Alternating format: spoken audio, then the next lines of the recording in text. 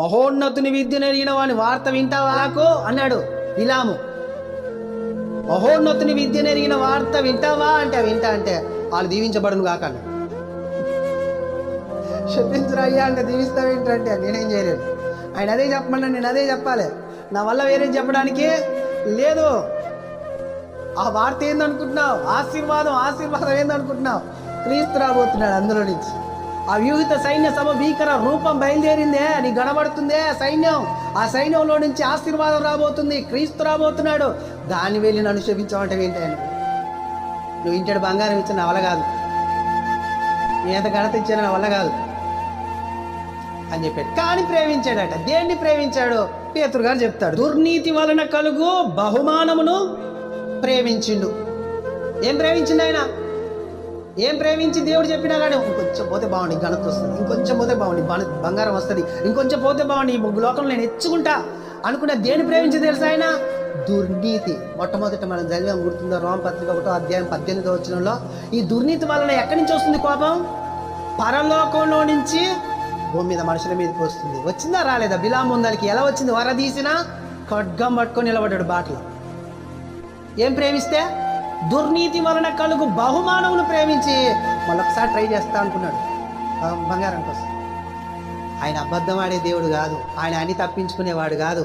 ఒక్కటే మాట ఆయనది, ఆయన మాటే శాసనం.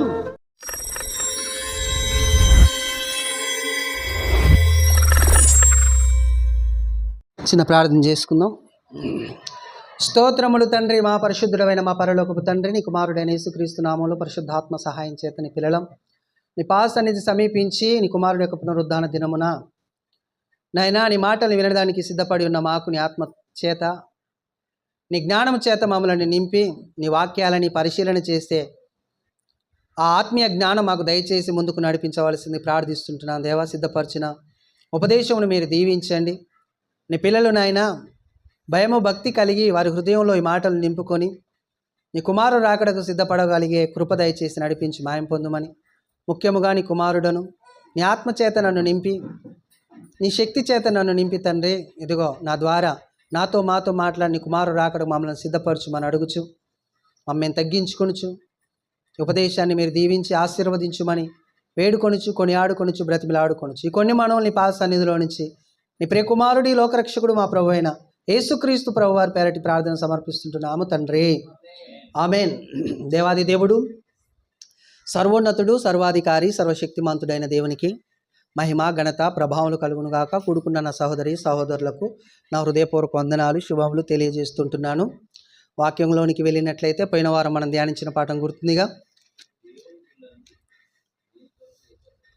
దేని కొరకు పిలువబడ్డారు అని మెయిన్ టైటిల్ పెట్టి సబ్ టైటిల్ కింద సత్యం కొరక స్వప్రయోజనము కొరక అనేది మనం పోస్ట్ చేసాం. యూట్యూబ్లో కూడా ఆ వాక్యం ఉంది, వినాలనుకుంటే వినొచ్చు. ఎందుకంటే ఇజ్రాయెల్ ప్రజలు మనకు ఒక పాఠం నేర్పించారు. ఆ పాఠాన్ని మనం పోయిన వారం ధ్యానం చేసాం. ఈ వారం కూడా ఒక అంశాన్ని మనం ధ్యానించడానికి ప్రయత్నం చేద్దాం. అంశం పేరు ఏంటంటే మహోన్నతుని విద్య నెరిగిన వాని వార్త. మహోన్నతుని విద్య ఎరిగిన వాని వార్త ఎలాంటిది?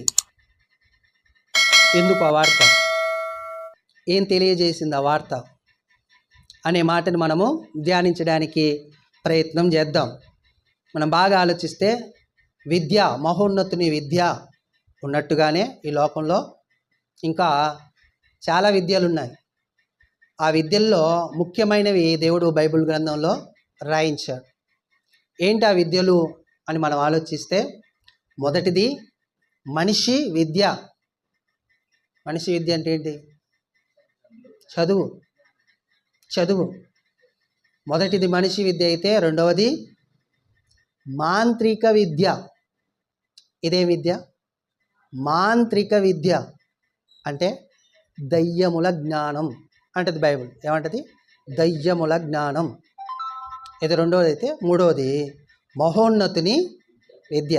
మనిషి విద్య, మాంత్రిక విద్య, మహోన్నతుని విద్య. ఈ మూడింటిని ఈ మహోన్నతుని విద్య నెరిగిన వాని వార్త అనే అంశంలో మనం ధ్యానం చేద్దాం. మొదటిది మనిషి విద్య. మనిషి విద్యని ఎలా ధ్యానిస్తున్నామంటే, నాకు తెలిసిన కాడ చెప్తాను. మనకు 5 ఏళ్ళు ఉన్నప్పటికీ మనకి స్కూల్కి తోలుతారు. స్కూల్కి వెళ్ళగానే మనకు కొన్ని శాస్త్రాలని ధ్యానించడానికి, లేకపోతే అభ్యసించడానికి, తెలుసుకోవడానికి అక్కడ గురువులు పాఠాలు చెప్తుంటారు. ఏంటి ఆ పాఠాలు అంటే శాస్త్రాలు. ఏ శాస్త్రం అది అంటే తెలుగు సామాన్య శాస్త్రం, సాంఘిక శాస్త్రం, గణిత శాస్త్రం, ఇంకొంచెం ముందుకు వెళ్తే భౌగోళిక శాస్త్రం, ఖగోళ శాస్త్రం. ఇక ప్రతిదానికి ఒక శాస్త్రం. భూమికి, ఆకాశానికి, చెట్లకు, జంతువులకు కదా, అన్నిటికీ ఒక్కొక్క శాస్త్రాన్ని ఇచ్చి విషయాలని తెలియజేస్తారు. ఎవరు? స్కూళ్ళలో కానీ కాలేజీలో కానీ గురువులు తెలియజేస్తారు. వాటిని తెలుసుకునేదే మనిషి యొక్క విద్య ఈ లోకంలో. అది ఎవరు పెట్టారు? ఈ విద్యని ఎవరిచ్చారు అంటే దేవుడిచ్చిందే. ఈ విద్యని ఎవరో ఇయ్యలే. ఈ సృష్టిని ఎవరు చేశారు? దేవుడు చేశారు. ఈ సృష్టిని ధ్యానించడానికి, లేకపోతే అభ్యసించడానికి, లేకపోతే తెలుసుకోవడానికి జ్ఞానం ఎవరిచ్చారు? దేవుడిచ్చిందే. కాబట్టి ఈ మొదటి విద్య దేవుడిదే, కానీ దుర్నీతిగా మార్చారు దీన్ని. ఈ నీతిని, దేవుడిచ్చిన ఈ జ్ఞానం అనే నీతిని దుర్నీతిగా మార్చారు. ఎలా మార్చారు అంటే, ఈ జ్ఞానాన్ని అసలు దేవుడు ఎందుకు ఇచ్చాడు అని మనం ఆలోచన చేస్తే, దేవుణ్ణి తెలుసుకోవడానికి. ఇన్ని శాస్త్రాలు ఎందుకు చదువుతున్నావు నువ్వు, ఎందుకు చదవాలి అని మనం బైబిల్ని ప్రశ్నిస్తే, దేవుణ్ణి ప్రశ్నిస్తే, దేవుడు అంటాడు నన్ను తెలుసుకోవడానికే వీటినన్నిటిని మీరు చదవాలి, అభ్యసించాలి అని. దేవుడిచ్చిన జ్ఞానము, దేవుడిచ్చిన సృష్టిని పరిశోధన చేసిన మనుషులు నీతిని దుర్నీతిగా మార్చుకున్నారట. మీకు అర్థం కావడానికి ఒక వచనం, రోమపత్రిక 1వ అధ్యాయం 20వ వచనం, 19-20. ఎందుకనగా దేవుని గూర్చి తెలియ శక్యమైనదేదో అది వారి మధ్య విషదమై ఉన్నది. దేవుడు అది వారికి విషదపరచను. ఎట్లా విషదపరచును? కింద ఉంటుంది చూడండి.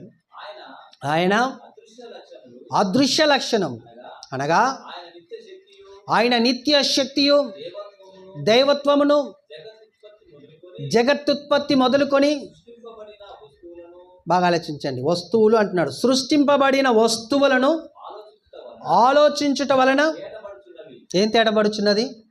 ఆయన అదృశ్య లక్షణములు అని, ఆయన నిత్య శక్తి అని. ఈ వస్తువులని ఆలోచిస్తే నీకు తెలవాలే. ఈ వస్తువులు అంటే ఏ వస్తువులై? భూమి, ఆకాశము. ఈ ఆకాశంలో ఉండిన దేవుడు సృష్టించిన సమస్త సృష్టి నువ్వు ఆలోచిస్తున్నప్పుడు దేవుడు అదృశ్య లక్షణములు, నిత్య శక్తి అనేది నీకు తెలవాలి అని దేవుడు జ్ఞానాన్ని ఇచ్చాడు, ఈ సృష్టిని చేశాడు.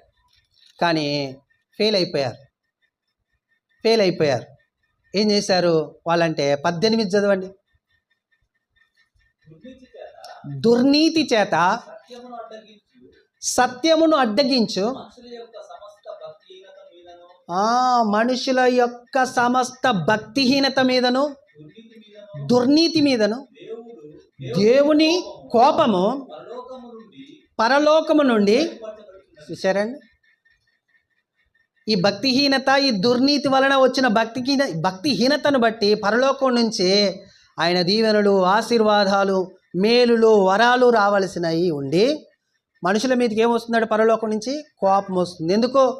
నీతిని మీరు ఎరగాలి, నీతిని మీరు ధ్యానించాలి, నీతిని మీరు తెలుసుకోవాలి, నీతిని మీరు ప్రకటించాలని దేవుడు జ్ఞానాన్ని ఇస్తే, దేవుడి సృష్టిని అంతటిని చేసి వస్తువులు, ఈ సృష్టిలో ఉన్నది ప్రతిదేంటిది? వస్తువులు. ఆ వస్తువులన్నిటిని మీరు ఆలోచించడం వలన ఆయన నిత్య శక్తి, అదృశ్య లక్షణం అని తెలుసుకోవలసిన మీరు ఏం చేశారు? నీతిని దుర్నీతిగా మార్చేశారు. కాబట్టి పరలోకంలో నుంచి ఏమొస్తుందట? కోపం వస్తుంది కదా. కోపమును మనకల్లా మనమే ఏం చేస్తున్నాం? దేవుని కోపాన్ని తెప్పించుకుంటున్నాం. అదనమాట. ఎందుకు ఇచ్చాడు ఈ శాస్త్రాలన్నీ? ఎందుకు అభ్యసించాలి ఈ శాస్త్రాలన్నిటినంటే మనము దేవుణ్ణి ఎరగటానికి, తెలుసుకోవడానికి. కానీ ఏం చేశారట ఇక్కడ? అది తెలుసుకోకుండా ఆపేశారట కదండి. అది తెలుసుకోకుండా దాన్ని వేరే దానికి మార్చారట. దేవుని యొక్క మహిమని, ఈ సృష్టి యొక్క వస్తువులని పూజించడం ద్వారా సృష్టికర్తను విడిచి సృష్టమును పూజించి వాళ్ళు చాలా ఏమయ్యారట? దుర్నీతికి బానిసలుగా మారిపోయారు. కింద చదవటానికి సమయం లేదు, మనం పాఠంలోనికి వెళ్ళాలి కాబట్టి ఇంటికి వెళ్ళాక చదవండి. ఈ విద్యని ఎలాగున అవిద్యగా మార్చేశారు, అవినీతిగా మార్చేశారో మనుషులు తెలుస్తుంది కదండి. ఇదంతటిని ధ్యానించిన ఒక గురువు ఉన్నాడండి బైబిల్లో మనకు. ఈ భూమి మీద ఇంకెవడు ధ్యానించలే ఆయనలాగా. ఈ సృష్టిని ఆయనలాగున ఎవడూ ధ్యానించలే. అంత గొప్పగా ధ్యానించి ప్రతి విషయాన్ని బైబిల్లో లెక్కించాడు. చెట్టు పుట్ట, జంతువులు, ఆకాశము, భూమి, దీంట్లో ఉన్న వాటిని అన్నిటినీ ధ్యానం చేసి అభ్యసించి తెలుసుకొని పరిశోధించి బైబిల్లో రాయించాడు. అనుభవించి కూడా ఎవరైనా 1000 కీర్తనలట, 3000 సామెతలట. దేని గురించి అనుకుంటున్నారు? సృష్టి గురించే. సృష్టి గురించి ఆయన ఇందులో లిఖించాడు. ఇందులో లేవులేండి 1000 కీర్తనలు, 3000 సామెతలు అంటూ ఉండొచ్చు, కానీ 1000 కీర్తనలు మాత్రము లేవు. ఉన్నాయే 150 కీర్తనలు. 1000 కీర్తనలు ఇంకా ఎక్కడెక్కడ ఉన్నాయో తెలియదు మనం. రాయనైతే రచించిండట ఆయన. అయితే ఆయన ఈ సృష్టిని అంతా తెలుసుకొని, అంటే కొంతమంది ఈ దేవుణ్ణి తెలుసుకోవాల్సిన మనుషులు ఏం చేశారంటే, ఇక మేమే దేవుళ్ళము అనేటట్లు ఈ సృష్టి అంతటిని బట్టి వీళ్ళు హెచ్చించుకున్న క్రమంలో ఇది నిజమేనా అని ఈయన పరిశోధన చేసి చెప్పిన ఫలితం. మన కొరకేనా, మనము గొప్ప చేసుకోవడానికైనా సృష్టించి పెట్టింది, అంతే కదండి. చదివేది ఎందుకండి? ఇప్పుడు చదువుతున్నది ఎందుకు? దేవుణ్ణి తెలుసుకోవడానికే చదువుతున్నారా? కాదు. ఎందుకు చదువుతున్నారు? డాక్టర్ అవటానికి, లాయర్ అవటానికి, కలెక్టర్ అవటానికి, ఇంకా ఇంకా ఇంకా ఉద్యోగాలు, కలెక్టర్లు, డాక్టర్లు, కండక్టర్లు, యాక్టర్లు చదువుతున్నారు. బాగా చదివి చదివి చదివి నేను ఇది పొజిషన్లో, నేను ఆ పొజిషన్లో, ఆ పొజిషన్లో తాను హెచ్చించుకోవడానికి మనిషి చదువుతున్నాడండి. దేవుణ్ణి తెలుసుకోవడానికి చదువుతలేదు. దేవుని ఉద్దేశం ఏంది? తెలుసుకోవాలి. సృష్టి అంతా ఈ వస్తువులన్నింటిని ఆలోచించడం వలన నేను ఎంత గొప్పవాడినో తెలుసుకోవాలి నా పిల్లలని ఆయన. అయితే ఇది నిజమేనా? దీన్ని అభ్యసించడం ద్వారా మనకి ఏం కలుగుద్ది అసలుకి అనేది ఈయన ఒక్కడు పరిశోధన చేశాడండి. ఎవరు? సొలొమోన్ గారు. ఆయన పరిశోధనలో ఏం చెప్పాడు తెలుసా? మొట్టమొదట మీకు చెప్తాను 3 విషయాలు. ఆ 3 విషయాలు మళ్ళీ నేను వాక్యాలు చదువుతున్నప్పుడు అండర్లైన్ చేసుకోండి. ఒకటి, దుఃఖమాట. ఈ అంతటిని తెలుసుకొని అభ్యసించి దీని ద్వారా పొందుకునేది ఏంటయ్యా అంటే, గొప్పతనాన్ని కాదు, హెచ్చును కాదు, ఒక లెవెల్ని కాదు. ఏం కలుగుతుంది చివరికి అంటే? దుఃఖం.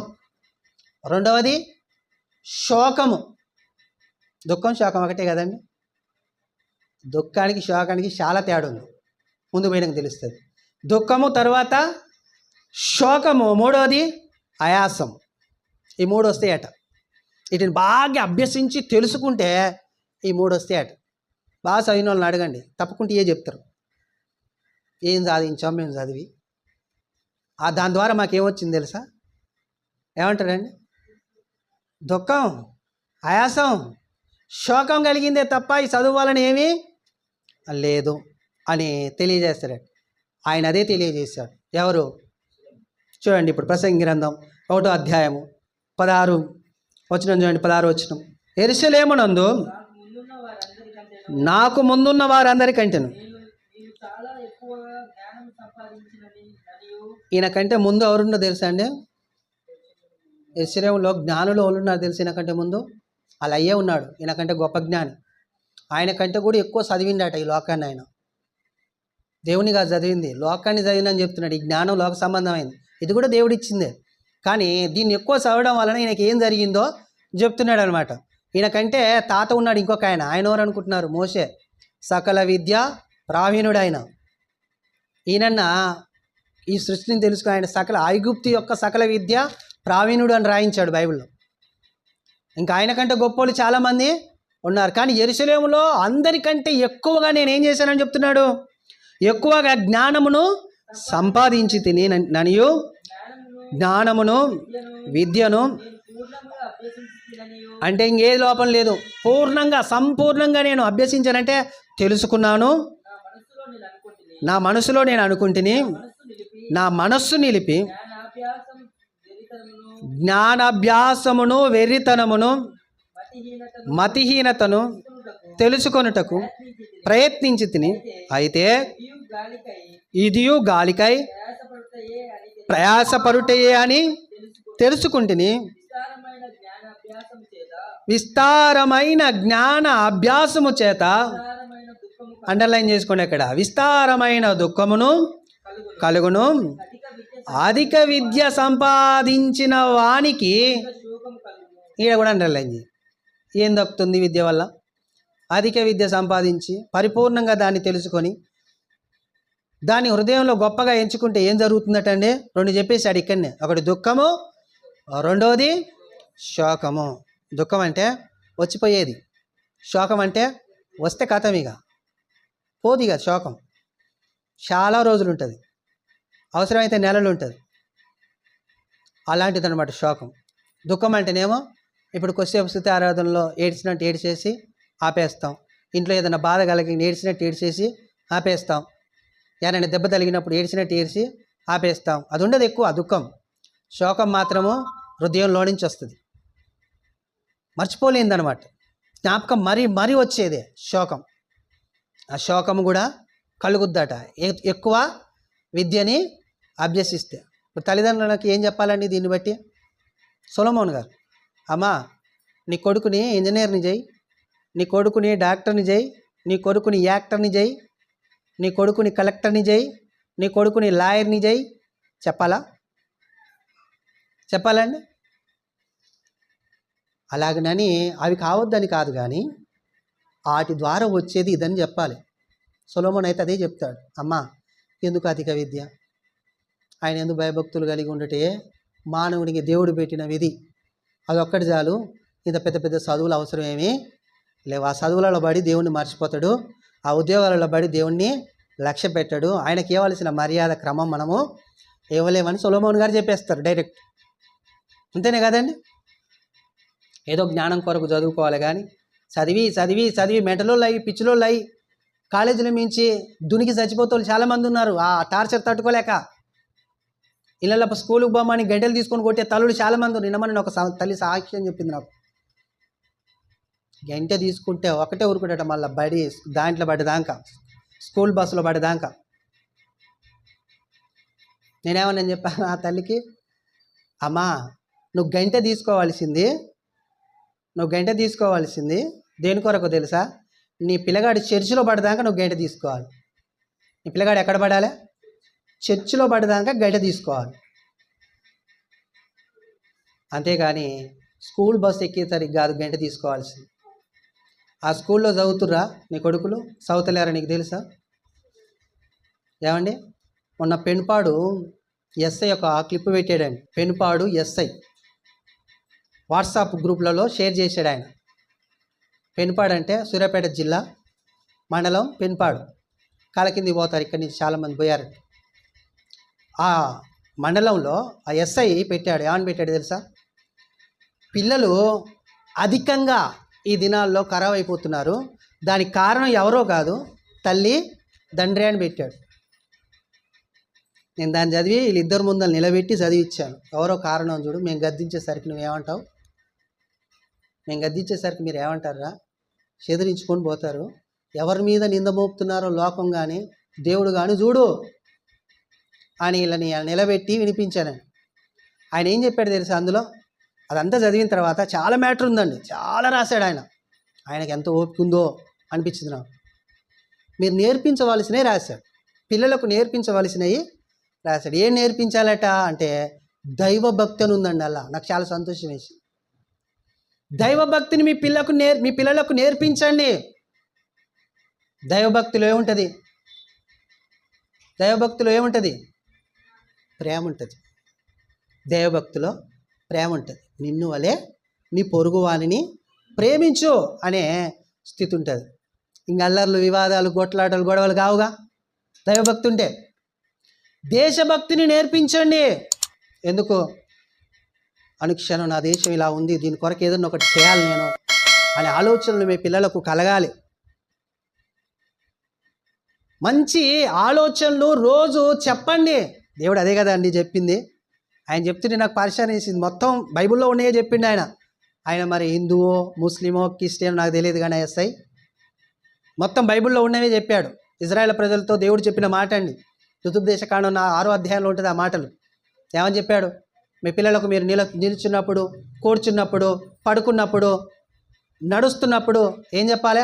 నీ దేవుడైన యెహోవాని పూర్ణ హృదయంతో మీరు ఆరాధించాలి నానా, నిన్ను వల్ల నీ పొరుగువాన్ని ప్రేమించాలి నాన్న అని చెప్పాలి. మీరు చెప్పాలని విధి పెట్టాడండి ఇజ్రాయేల్ ప్రజలు. ఆయన అదే రాసినట్టు అనిపించింది అనమాట అజ్జాను. సొలొమోన్ గారు కూడా అదే చెప్తున్నాడు.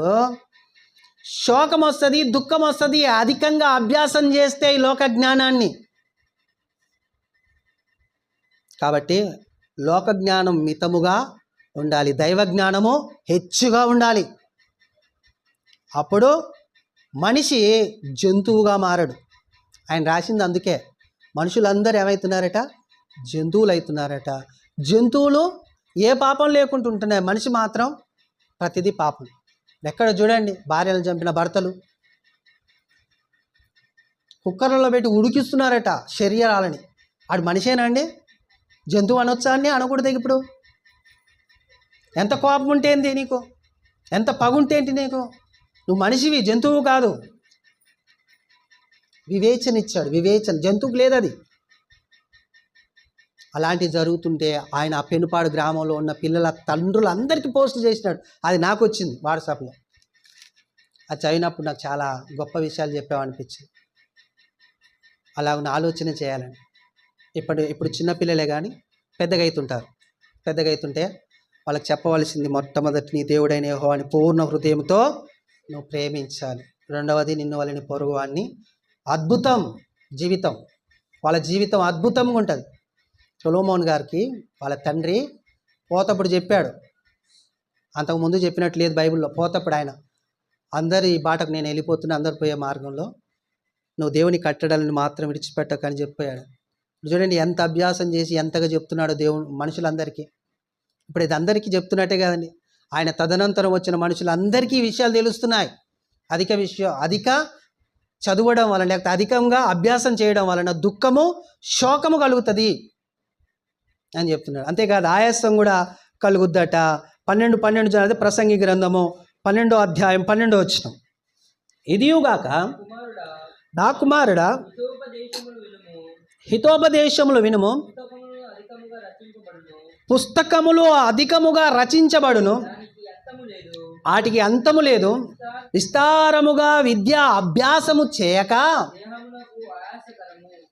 చేయుట. విస్తారముగా విద్యా అభ్యాసం చేయుట దేనికాట ఆయాసము? నీ దేహం అంతటికి ఆయాసం.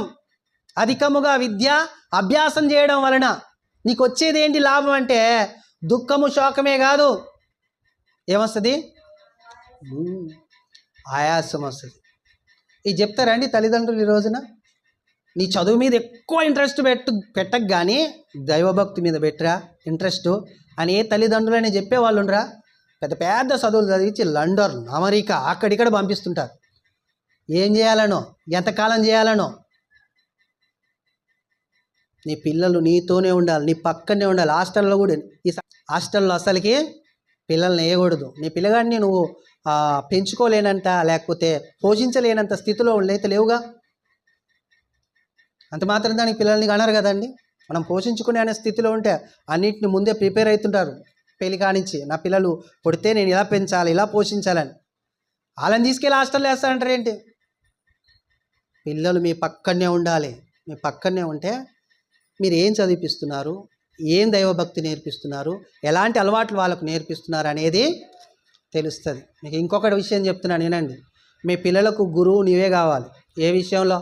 చదివే విషయంలో, వాళ్ళు నడిచే విషయంలో, వాళ్ళు మాట్లాడే విషయంలో, వాళ్ళు చూసే విషయంలో, వాళ్ళు చేసే ప్రతి పని విషయంలో గురువు నీ కావాలి, తండ్రి తల్లి. ఆయన ఎందుకనే గట్టిగా రాశాడు అలా. ఏమని తెలుసా? మీ పిల్లలు ఖరాబ్ అవటానికి తల్లిదండ్రులే కారణం ఖచ్చితంగా. పిల్లల్ని ఎక్కడి దూరంగా ఉంచొద్దండి. మన పిల్లల్ని మన దగ్గర ఉంచుకోవాలి. బాగుపడేది అటు పోనీయండి. ఆడు చెడిపోతే తర్వాతకి మరలా నీకేమైంది శోకం, నీకు దుఃఖం, నీకు ఆయాసం.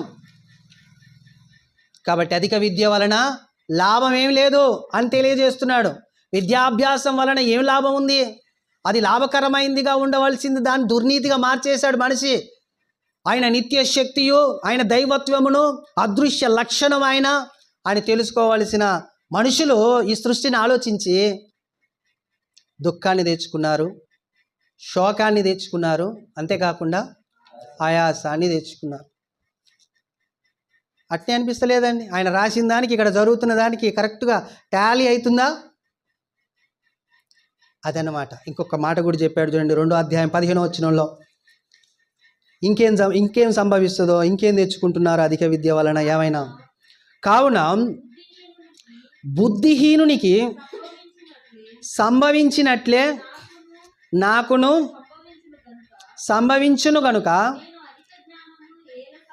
నేను అధిక జ్ఞానం ఎలా సంపాదించి తిని నా హృదయమందు అనుకుంటుని. విషయారండి, ఇంత చదువు చదివి ఇంత అభ్యాసం చేసి ఏడ్చి శోకపడి ప్రయాసపడి ఆయనకి అవతలోడికి ఏం చదవనోనికి అదే జరిగిందట, ఈయనకు అదే జరిగిందట.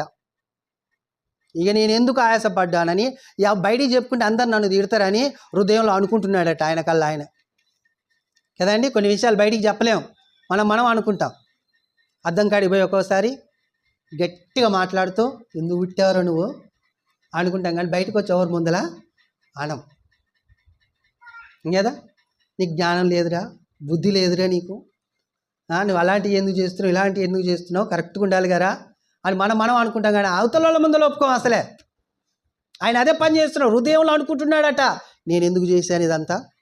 ఆయనకేం జరుగుతుందో నాకు అదే జరుగుతుంది.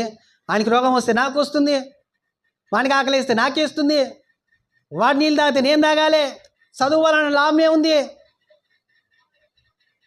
ఇంకా నా మైండ్ అంతా ఖరాబ్ అయ్యి ఈ చదువు అయిపోయేసరి పిచ్చోని అవుతున్నో తట్టుకోలేక అంచనా పడి దునికి చేస్తున్నో తెలియదు. ఇంట్లో టార్చరు, గురువుల టార్చరు తట్టుకోలేక ఈ మధ్యలో చాలా అయ్యానండి. యూట్యూబ్ క్లిప్లలో చూస్తుంటాను నేను, చాలా అయ్యాయి మరణాలు ఎంతో ఘోరంగా. ఈ గురువులకు తినదరక్క జీతాలు పెరిగి ఆడపిల్లల్ని బాధ పెట్టే సన్నివేశాలు కూడా పెడుతున్నారు ఈ మధ్యలో. అందుకని ఎవరి పిల్లలు వాళ్ళ దగ్గర ఉంచి వాళ్ళని సరిగ్గా క్రమంగా పెంచుకోవడానికి ఈ తరం వాళ్ళు ప్రయత్నం చేయాలి, వచ్చే తరానికి మంచి భవిష్యత్తు అందించాలంటే. అంతేనా కదండి?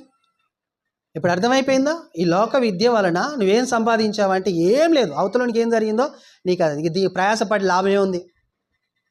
ఇదన్నమాట. ఇక రెండవది, ఇది మొదటిది మనిషి విద్య, ఇది రెండవది ఇంకే విద్య అన్నాను? మాంత్రిక విద్య. ఇది దయ్యముల జ్ఞానము. ఈ దయ్యముల జ్ఞానం ఏం చేస్తుంది అంటే వాటికి కూడా చెప్తానండి ఏం చేస్తుందో.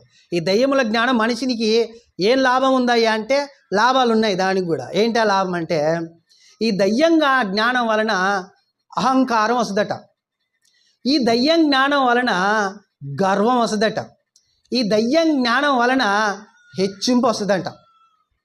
ఇప్పుడు 3 చెప్పాను అవతల, ఇలా కూడా 3టిని చూద్దాం. దీని ద్వారా లాభం ఏమన్నా ఉందా అనేది ఆలోచన చేద్దాం. అర్థమైందా? ఇప్పుడు తీయండి యాకోబు పత్రిక 3వ అధ్యాయం 15వ వచనం. ఈ జ్ఞానము పైనుండి దిగి వచ్చినది కాక, విప్పి చదవాలి, విడమర్చి చదవాలి. కలిపామనుకో పైనుంచి వచ్చింది అన్నట్టే ఉంది నువ్వు చదివితే. పైనుంచి వచ్చినది కాక భూ సంబంధమైనదియు ప్రకృతి సంబంధమైనదియు, అండర్లైన్ చేయండి, దయ్యముల జ్ఞానము వంటిదై ఉన్నది. దయ్యముల జ్ఞానము వంటిదై ఉన్నది. ఏ జ్ఞానము? దయ్యముల జ్ఞానం వంటిదై ఉన్నది. ఏ జ్ఞానము? ప్రకృతి సంబంధమైనది, భూ సంబంధమైనది. ఇది ప్రకృతి సంబంధమైనది, భూ సంబంధమైన జ్ఞానం. ఎలాంటిదయ్యా అంటే దయ్యముల జ్ఞానము. ఇదేం చేస్తుంది ఇది అంటే అపోస్తుల కార్యములు చూద్దాం మనం. అపోస్తుల కార్యం 19వ అధ్యాయము 19వ వచనం. అక్కడ అండర్లైన్ చేయండి. మాంత్రిక విద్య అభ్యసించిన వారు అనేకులు పుస్తకములు తెచ్చి అందరి ఎదుట ఎందుకో వ్యర్థమి, నిష్ప్రయోజనమైనవి, ప్రయోజనకారి అయిన కారమైనవి కావు, ప్రయోజనకరమైనవి కావని తలగబెడితే వాటి వెల చూడండి. ఆ రోజులలో వెల కూడా ఇచ్చారట. వాటిని లెక్క చూడగా వాటి వెల 50,000 వెండి రూకలైంది. 50,000 వెండి రూకలు. అంత అభ్యాసం చేస్తున్నారు. ఎవరు చేస్తున్నారు తెలుసా నాయన? ఆ చేసింది ఎవరో తెలుసా? ఆ విద్యను అభ్యాసం చేసింది ఎవరో తెలుసా? యూదులు. యూదులు ఎవరు? దేవుని బిడ్డలు. ఒక ప్రధాన యాజకుని కుమారులు 7 ఆ పని చేశారు. పైన ఉంటుంది మ్యాటరు. ఆ విద్యని సంపాదించి ఏం తెచ్చుకుందాం అనుకున్నారు? వీళ్ళు హైయెస్ట్ స్థితిలోనికి వెళ్ళాలనుకున్నారు, గొప్పగా ఉండాలనుకున్నారు, గొప్పగా జీవించాలనుకున్నారు. కానీ లాభం లేదురా, వీడితోని లాభం లేదని ఎందుకో తెలుసా? వీళ్ళు ఏ దయ్యాన్ని అయితే వెలగొడుతున్నారో, ఏ దయ్యం కదే దయ్యం విద్యగా నేర్చుకున్నా ఆ దయ్యం ఆట వీళ్ళ మీదకే వచ్చిందని ఏమో కొట్టుడు కొట్టిందంట. పైన ఉంటుంది మ్యాటరు, చవటానికి సమయం లేదు. కిందేసి గెలిచిందట వాళ్ళని తొక్కి. వీళ్ళు బయటికి వెళ్ళగొడదాం అనుకున్న దయ్యం వచ్చి వాళ్ళనే వేసి కొట్టేసరికి ఇదంతా వేస్టురా, ఈ పౌలు చెప్తుందే కరెక్టు, ఈ స్వార్థను మనం వినాలని ఆ పుస్తకాలన్నీ తలగబెట్టి వాటికి పెద్ద వెల ఉన్నా కానీ వాటిని లక్ష్య పెట్టకుండా తలగబెట్టేశారు. దీనివల్ల ఏమన్నా ప్రయోజనం ఉందా? ఉన్నదే అనుకున్నారు. ఆనాటి ఎవరు? గారెడి విద్యగాళ్ళు, జ్యోతిష్కులు, మాంత్రికులు కదండి. ఫరో దగ్గర ఉన్న కొంతమంది జ్ఞానులు అనేవాళ్ళు మోసే కర్రేసినా మేము కూడా వేస్తాం ఆడు వచ్చిరండి. వచ్చిరా? చూడండి, నిర్గమకాండం 7వ అధ్యాయం 11 వచ్చినాం. నిర్గమకాండం 7వ అధ్యాయం 11 వచ్చినాం. ఆ జ్ఞానం ఎలాగున్నా తేలగొట్టిండో దేవుడు ఈ భూమి మీదనే, అది ఎలాగున్నా నిష్ప్రయోజనమైన దానిగా చేశాడో చూడండి. అప్పుడు ఫరో తన విద్వాంసులను మంత్రజ్ఞులను పిలిపించను, ఐగుప్తి శకునగాండ్లను కూడా తన మంత్రముల చేత ఏం చేశారట అండి? సేమ్ అలాగనే చేసిరట. ఈ మోస కర్రేసి పావం చేస్తే వాళ్ళు కూడా ఏం చేసిరట? వాళ్ళ జ్ఞానం చేత, వాళ్ళ యొక్క మంత్రాల చేత ఏం చేసిరట? ఆయిల్ కూడా కర్రేసి పావం చేసి కానీ గెలిచిరు వాళ్ళు. కింద చదవండి, 12 వచనం చదవండి. వారిలో ప్రతి వాడును తన కర్రను పడవేసినప్పుడు అది సర్పమాయను కానీ అహరోనును కర్ర చూసారండి, వారి కర్రలను మింగివేయగా యెహోవా చెప్పినట్టు ఫరో హృదయము. అర్థమైందండి? కనబడటానికి అది అబద్ధం, కనబడతాయి గారెడి విద్యలు కనబడతాయి కానీ లోపటంతా ఇప్పుడు అవి కూడా పెడుతున్నారు. వీడు చేతుల నుంచి దస్తిని తీసి పారమేట చేస్తున్నాడు కదా. ఏంటి ఈ గారెడి విద్యలు ఇవన్నీ ఎలా చేస్తున్నారంటే ఈ షోలు అయిపోయిన తర్వాత ఇటు చేస్తారని మళ్ళీ యూట్యూబ్ క్లిప్లలో పెట్టి ఇదంతా అబద్ధం, ఇది నమ్మకురి అని అంటున్నారు. 4 నిమ్మకాయలు కోసి కుంకుమ పసుపు చల్లి దాని చుట్టూ ఒక గుండం గీసి కూసబెట్టి బియ్యాన్ని లేపడం, లేకపోతే అక్కడ ఉండిన కొబ్బరికాయలన్నీ పైకి లేపడం, ఆర్తి కప్పుల బిళ్ళను లేపడం కూడా ఉత్తిదే. ఇదంతా చదువు ద్వారా వచ్చిన జ్ఞానం చేత చేయొచ్చు కదండి. పరిశోధన, సైన్స్ పరిశోధన ద్వారా ఇలాంటివి చేయొచ్చు అని నిరూపిస్తున్నారు కొంతమంది పరిశోధకులు. అంత అబద్ధం. ఈ చదువు ద్వారానేమో దుఃఖము, ఆయాసము, ఇంకా ప్రయాస, శోకము. బుద్ధిహీనునికి జరిగినట్టే బుద్ధి కలిగిన నాకు కూడా జరిగిందని ఒప్పుకున్నాడు ఆయన. మరి ఏంటి? కనబడతాయి కానీ ఏం చేయలేకపోయిందట. యెహోవా అహరోనుకి ఇచ్చిన కర్రని కిందేస్తే ఆ పాము వచ్చి ఈ పాముని మింగలేక ఈ పాము ఆ పాముని మింగింది. అంటే ఆయన బలాన్ని తెలియజేసుకున్నాడు అక్కడ. దేవుని యొక్క జ్ఞానంలో, లేకపోతే ఆయన విద్యలో, మహోన్నతుని విద్యలో ఉండిన జ్ఞానం, ఆ బలము, శక్తిని దేవుడు అక్కడ తెలియజేశాడు. అయినప్పటికీ ఈ ఐగుప్తి నుంచి వచ్చిన తర్వాత వీళ్ళు మారాలి కదండి, వినాలిగా వీళ్ళు. అది వేస్టురా ఆ జ్ఞానం. దేవుని జ్ఞానం ఎర్ర సముద్రాన్ని చీల్చింది, దేవుని జ్ఞానం ఎరుకో కోటలను కూల్చింది, దేవుని జ్ఞానం యోర్దాన్ను రాశిగా పోసింది, దేవుని విద్యలో చాలా బలం ఉంది అని తెలుసుకోవాలి కదండి. యెషయా గ్రంథము 47వ అధ్యాయము 12, 13 వచనాలు చూడండి. నీ బాల్యము నుండి నీవు ప్రయాసపడి అభ్యసించిన నీ కర్ణ పిచాచ తంత్రములను నీ విస్తారమైన శకునములను చూపుటకు నిలువుము. ఒకవేళ నీకు అవి ప్రయోజనములగునేమో. ఒకవేళ నువ్వు మనుషులని బెదిరింతువేమో. నీ విస్తారమైన యోచనల వలన నీవు అలసి ఉన్నావు. 11, 12, 13 అయిపోయిందా? చదువు కంటిన్యూషన్. జ్యోతిష్కులు, నక్షత్ర సూచకులు మాసచర్య చేయు వాళ్ళు నిలవబడి నీ మీదికి వచ్చునని రాకుండా నిన్ను తప్పించి రక్షించుదురేమో ఆలోచించు అంటున్నాడు. ఎవరితో అంటున్నాడు ఈ మాట? బబులోను సామ్రాజ్యం, బబులోను పట్టణంతో అంటున్నాడు. ఎందుకు బబులోను పట్టణంతో అంటున్నాడంటే వీళ్ళు ఎంత చెప్పినా వినకుండా మరలా ఐగుప్తు జ్ఞానం కాడికి, బబులోను జ్ఞానుల కాడికి, ఎవరు? ఇజ్రాయేల్ ప్రజలండి. పక్కోల జ్ఞానాన్ని వెతుకుతున్నారు. వాళ్ళు ఏ దేవతని ఆరాధిస్తే వీళ్ళు ఆ దేవతని తెచ్చుకొని పెట్టుకొని ఆరాధిస్తున్నారు. వాళ్ళు ఏ దేవుణ్ణి మొక్కితే వీళ్ళు ఆ దేవుణ్ణి మొక్కడానికి వారితో పరిచయం పెంచుకొని వారితో సహవాసం చేసి వాళ్ళ పిల్లల్ని వీళ్ళు చేసుకోడు, వీళ్ళ పిల్లల్ని వాళ్ళు చేసుకోడు, అంత గలిబీలు చేస్తున్నారు. ప్రత్యేకించాడు కదండి అబ్రహాం సంతానాన్ని. ఏం చేశాడు దేవుడు? ప్రత్యేకించాడు. అయితే ఆ పట్టణాలు ఆ విద్యాభ్యాసాన్ని బట్టి రక్షించుకోగలిగేనా అని వాటికి దేవుడు వేసిన శిక్షని వీళ్ళ కనపరిచేటట్లు చేస్తున్నాడు. మరలా వాళ్ళ జోలికి మీరు ఐగుప్తి నుంచి వచ్చిన మీరు ఐగుప్తికి వెళ్ళొద్దు. అవి మీ మీదికి తీసుకొచ్చిన ఈ బబులోను సామ్రాజ్యం అంటే మీరు తప్పు చేసినందుకు శిక్షగా నేను తీసుకొచ్చాను కదా, మరలా దీన్ని అక్కడికి వెళ్ళిన తర్వాత మీరు నమ్మి ఆ దేవతలని ఆరాధించొద్దు. వాటికి ఏం చేశాను నేను అనేది యెషయా గ్రంథంలో తెలియజేస్తున్నాడు. ఎవరికి తెలియజేస్తున్నాడు ఈ విషయానంటే ఇజ్రాయేల్ ప్రజలకు.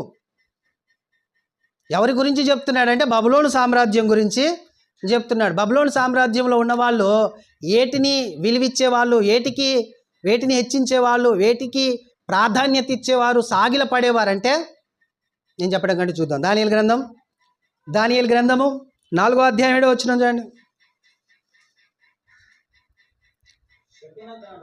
శకునగాండ్రను, గారడి విద్యగాలను, కల్దీయులను, జ్యోతిష్కులను నా సన్నిధికి రాగా నేను కనిన కలలను వారితో చెప్పి తిని కానీ వారు దాని భావమును నాకు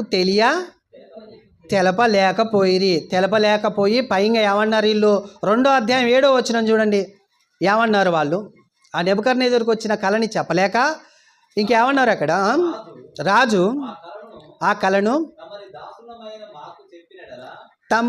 తమ దాసులమైన మాకు చెప్పిన ఎడల మేము దాని భావం కళను అయితే మేము చెప్పలేము, నీకు ఏ కళ పడుతుందో కానీ దాని భావం అయితే చెప్తాం. ఎవరిల్లు? జ్యోతిష్కులు, గారడి విద్యగాలు, జ్ఞానులు చాలామంది ఉన్నారు. వాళ్ళని నమ్మే ఈ నెబుకద్నెజరు కళ పడితే ఈ కళకు భావాన్ని చెప్పలేకపోతున్నారు, ఆ కళ చెప్పలేకపోతున్నారు.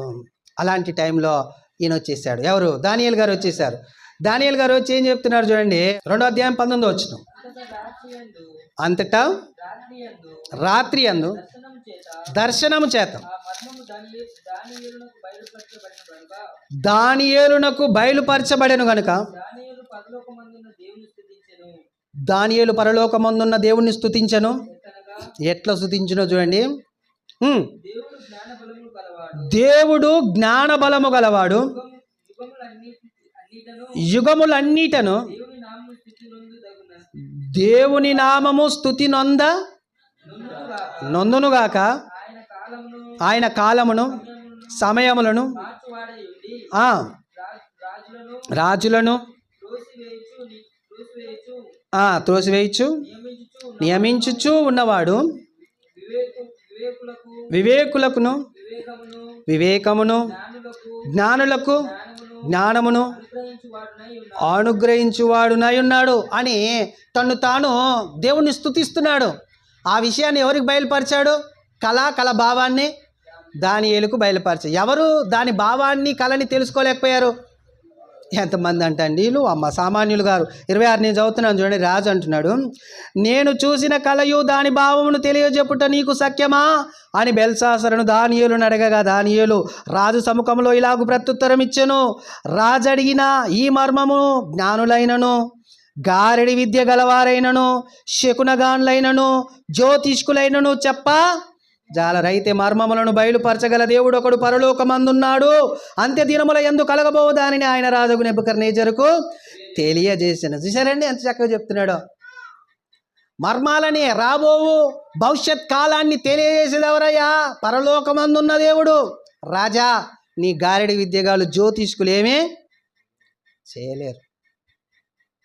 ఆయన ఏందనుకుంటున్నావు?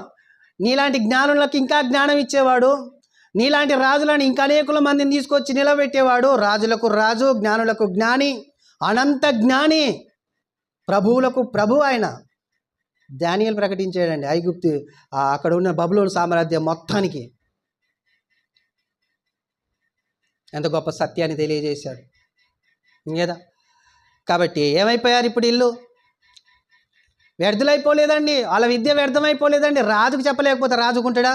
మీరు ఎందుకు రా వేస్ట్ నా కాడ ఉండి ఇంత జీతాలు తీసుకుంటున్నారు మీరు, మీకు మళ్ళీ ఆ విద్యలు వస్తాయి ఈ విద్యలు వస్తాయి అని చెప్తారు, ఏదిరా మీ విద్య అని అంటాడా? అన్నాడు. నిష్ప్రయోజనం అయ్యింది. యెషయా గ్రంథం 12, 18, 47, 19, 13లో ఆయన ఏమన్నాడు? ఏ అయినా మిమ్మల్ని కాపాడుతాయేమో చూసుకో, మీరు చేసిన ఈ విద్య బబులోను సామ్రాజ్యమా. ఆ బబులోను గురించి అని తెలియజేయడానికి 47 ఒకటి చదవండి, మీకు అర్థమైంది. 47 యెషయా గ్రంథం 47 అధ్యాయం 1 వచ్చిన. కన్యక అయిన బబులోను కిందికి దిగి మట్టిలో కూర్చుండము, కల్దీల కుమారి సింహాసనము లేకయే ఎక్కడ కూర్చోవాలి? నేల మీద కూర్చుండము, నీవు సుకుమారివి వని అయినను జనులు ఇక మీదట చెప్పరు. చాలు ఇక్కడ మీకు ఏమర్థం కావాలన్నా నేను, ఇది బబులోను గురించా ఇది చెప్పేది కాదా అనేది అర్థమైందా? బబులోను సామ్రాజ్యం గురించి చెప్తున్నాడు. ఏం ఆధారం చేసుకున్నారు వాళ్ళని? జ్యోతిష్కులని, గారెడి విద్యగాళ్ళని. అంటే ఈ దయ్యాల జ్ఞానాన్ని ఆధారం చేసుకొని నీకు భవిష్యత్తు జ్ఞానము తెలియదు, ఒక 10 తరాలు వెనకపోతే దాన్ని కూడా నీకు తెలియదు. కానీ ఇక్కడ ఉన్నోడు ఏమనుకుంటాడు? నేను పెద్ద జ్ఞానిని, నన్ను చూస్తే ఏం కావాలి, అందరూ భయపడాలి అనే ఆలోచనలు ఏ దయ్యముల జ్ఞానం కలిగిన వాళ్లకు ఉంటుందండి. కాబట్టి అది కూడా ఏమైంది? వ్యర్థం చేసేసాడు దేవుడు. ఆ జ్ఞానాన్ని ఏం చేశాడండి? వ్యర్థం చేశాడు. ఎలా వ్యర్థం చేశాడు? 9 చూడండి. ఇప్పుడు అదే అక్కడనే 9వ వచనం, 10వ వచనం, 11 ఈ 3 వచనాలు చూసుకోండి. మనం ఇక మహోన్నతుని విద్యలోనికి వెళ్దాం. 3వ దాంట్లో ఒక్క దినములోగా ఒక్క నిమిషంలోనే పుత్రశోకమును వైధవ్యమును ఈ రెండును నీకు సంభవించును. నీవు అధికముగా శకునము చూసినను, కర్ణ పిశాచ తంత్రములను ఆధారం చేసుకునినను, అపాయము నీ మీదికి సంపూర్ణంగా వచ్చును. నీ చెడుతనమును నీవు ఆధారం చేసుకొని ఎవడూ నన్ను చూడడని అనుకుంటివి, నేనున్నాను, నేను తప్ప మరి ఎవరూ లేరని నీవు అనుకొనున్నట్లు నీ విద్యయు నీ జ్ఞానమును నేను చెరిపివేశాను. నీ విద్యయు నీ జ్ఞానమును నిన్ను చెరిపివేశాను అని అంటున్నాడు. నీ విద్యయు నీ జ్ఞానమును నిన్ను చెరిపివేసాను అంటున్నాడు. అంటే బబులోను సామ్రాజ్యం ఏదైతే చూసుకొని గర్వించిందో అదంతా తన కళ్ళ తాను చేసుకుందే. దేవుడు ఏం చేసింది కాదు. ఈ దయ్యముల జ్ఞానాన్ని తెచ్చుకొని హెచ్చించుకుంది. దేవుడు ఏం చేస్తాడంటున్నాడు? ఒక్క రోజులనే నీ పట్టణం అంతా ఏమవుతుంది? పోతుంది. అది ప్రకటన గ్రంథం 17, 18, 19 అధ్యాయాలు రాయించాడు ఈ బబులోను సామ్రాజ్యం గురించి. దాని నుంచలే అందరూ గుండెలు కొట్టుకునేటట్లుగా ఆ పట్టణాన్ని మొత్తం అగ్ని గంధకాల చేత కాల్చివేయబడింది అనేటట్లు అక్కడ రాయించాడు అనమాట కదా. ఇప్పుడు దీన్ని బట్టి మనకేం అర్థం కావాలి? ఇంతవరకు బైబిల్ అర్థం మనకేం అర్థం కావాలి? జ్యోతిష్కాలు, వాస్తుశాస్త్రాలు కదా, వివాహాలకు మంచి రోజులు చెడ్డ రోజులు, ఫంక్షన్లకు మంచి రోజులు చెడ్డ రోజులు, ఇది ఎవరి జ్ఞానం అనుకుంటున్నారు? దయ్యముల జ్ఞానం, సాతాను జ్ఞానం. దేవుని నమ్మాం, జీవం గలవాడు, మాట్లాడతాడు మా దేవుడు అని చెప్తారు అదే నోటితోని. మళ్ళీ అదే నోటితోనే ఏం చేస్తాం? పోయి జ్యోతిష్కం చూడవా, మాకెంత ఆయుష్ందో చూడవా, మేమేమవుతామో చూడవా, మేము ఎలా ఉంటామో చూడవా అడుగుతాం మళ్ళా మనమే. దేవుడు ఎలాంటి వాడని చెప్తున్నాడు? నీ విద్య నీ జ్ఞానం నీవే జరిపేసుకున్నావు. దాన్ని బట్టి ప్రయోజనకరమైనవి కావండి. ఏది ప్రయోజనకరమైంది కాదు భూమి మీద. దేవుడు ఒక్కడే ప్రయోజనకరమైన వాడు. ఏమన్నాడు మన నైటు, నిన్న మొన్న 2 రోజులు వినిపించా మాట? ఏమన్నాడు చెప్పరా? దేవుడు ఏమన్నాడు తన గురించి తాను తెలుసుకునేదాన్ని? ద్వితీయోపదేశకాండం 32వ అధ్యాయం 39వ వచనం. ద్వితీయోపదేశకాండం 32వ అధ్యాయం 39వ వచనం. ఇదిగో నేనే దేవుడను. ఎవరైనా చెప్తారండి? ఎవరికైనా ఏ దేవుడికైనా గుండె ఉందా ఈ భూమి మీద? నేనే దేవుడు, నేను తప్ప దేవుడు లేడు అన్నారు. ఆ దేవుడు ఉండు, ఈ దేవుడు ఉన్నాడు, దేవుళ్ళే నిజం. నేనే దేవుడను, నేను తప్ప వేరొక దేవుడు లేడు. ఆయన ఏం చెప్తున్నాడో చూడండి. మనం ఏం చేస్తుంటాం? దయ్యముల జ్ఞానం కడిపోయి ఎంతవరకు బతుకుతాం, మా ఆయుష్ ఎంతో, మా జీవిత రేఖలు ఎలా ఉన్నాయి, మాది ఏ రాశి, ఆ రాశిలో ఈ సంవత్సరం ఎలా ఉంది, ఆ సంవత్సరం ఎలా ఉంది, తిప్పేసి చూడయ్యా, మలిపేసి చూడయ్యా, శిలకజోస్యం చూడయ్యా అంటుంటాం మనం. ఆయన ఏమంటున్నాడు చూడండి, మృతి నొందించువాడను బ్రతికించువాడను నేనే, గాయపరచువాడను స్వస్థపరచువాడను నేనే, నా చేతిలో నుండి. అబ్బా చూడండి ఎంత ఖచ్చితంగా, నా చేతిలో నుంచి తప్పించమని ఎవడు తప్పిస్తాడో? నువ్వు నమ్ముకుంటున్న వాళ్ళందరినీ తీసుకొచ్చి లైన్ నిలబెట్టు. మొన్న కూడా ఒక మాట అన్నాడు, ఏం తెలుసా? నీ యొక్క నిర్దోష తత్వాన్ని నిరూపించుకోవటానికి నా కాడికి సాక్ష్యం తీసుకురా అన్నాడు. యెషయా గ్రంథం 43వ అధ్యాయం 9వ వచనంలో అన్నాడా లేదా? నిర్దోషివని ఏ సాక్ష్యాన్ని తీసుకొస్తావో తీసుకురా నా ముందరికి, లేకపోతే నా సత్యాన్ని బట్టి సాక్షివై ఉండో అన్నాడు పోయిన వారంలో. దేవుని దగ్గరికి మనం దేన్ని తీసుకొచ్చి ఇగో ఇది దీని ద్వారా మేము సర్టిఫికేట్ పొందాం చూడని చూపించలేమని. ఆయనే ఏది చేసినా, మనల్ని పుట్టించినా, చంపేసినా, బ్రతికించినా, అంతేకాకుండా గాయపరిచినా, స్వస్థపరిచిన, నా చేతిలో నుంచి నేను ఎవడు దేని నమ్మినా అది వేస్ట్ అని చెప్తున్నాడు అనమాట. అర్థమవుతుందా మీకు? ఇప్పటి నుంచి అయినా కానీ వాస్తు చూడకండి. వాస్తు చూస్తాడట 8 రకాల దేవుళ్ళను మొక్కుతున్నట్టట. 8 రకాల దేవుని ఒక్కొక్క మూలకు 4 ఇద్దరు దేవుళ్ళు ఉంటారట. మరి వాళ్ళు మొక్కాలనుకుంటే వాస్తులు చూడాలి. ఇక జ్యోతిష్కాలు మన చేతులు మన రేఖలు అన్నీ ఆయన డిజైన్ కోసం వేసిండు. ఆయన పోలిక ఆయన చొప్పున వేసుకుండు. మనం ఏం చేస్తాం? ఆ రేఖల్లో ఏముందో ఏమి లేదు. నీ కాలాన్ని ఆయనే నిర్ణయించాడు. నీకు జీవితం ఎంతవరకు వెళ్ళాలో నువ్వు అనేది కూడా ఆయనే నిర్ణయించాడు. కొంతమంది వృద్ధాప్యంలో దేవుడు తీసుకుంటాడు, కొంతమంది చిన్నప్పుడే దేవుడు తీసుకుంటాడు. ఆయన ఇష్టం అది. ఆయన అలాగ నమ్మాలి. మనం సగం నమ్ముతున్నాం, సగం నమ్మట్లే. జీవం గల దేవుడు అని చెప్తున్నాం. దేవుడు మాట్లాడతాడు తెలుసా? మా దేవుడు మాకు దర్శనాలు వస్తాయి తెలుసా? రోజు ఒక దర్శనం చెప్తా తెలుసమ్మా. నిన్న రాత్రి కూడా ఒకటి చెప్పింది కదా. అలాగ మనమే దర్శనాలు చెప్పేవాళ్ళం అండి. మనం పోయి చేతులు చాపే మంచిగా ఉంటుందా పద్ధతి? మంచిగా ఉంటుంది అనమాట. కాబట్టి అలా చేయొద్దండి. దేవుని నమ్ముకున్నాక రోషంగా బ్రతకాలి. విన్నాం కదా మన వాక్యం. ఎలాంటి రోషం అది? కాళ్ళు మోకాళ్ళు వేయాలి, ప్రార్థనలోనికి వచ్చి ఏడవాలి దేవుడి దగ్గర. నీకు ఏం కావాలో అడుగు, నేను ఇస్తా అంటాడు దేవుడు.